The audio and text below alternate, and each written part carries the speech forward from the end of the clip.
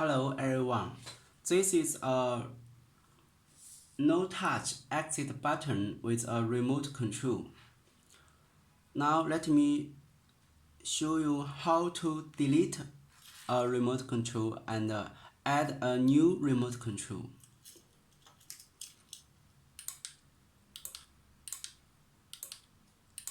This remote control is working now.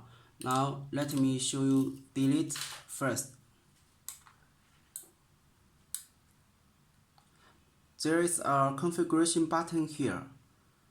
If you want to delete a remote control, press this button more than 4 seconds and lose.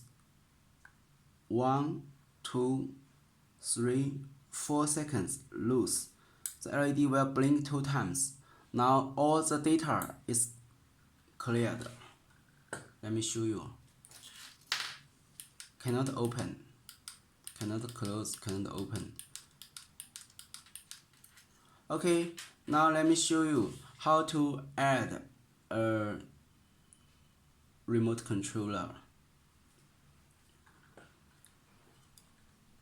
First, press the configuration button 1 time quickly, 1 time, and press the open button and hold until the LED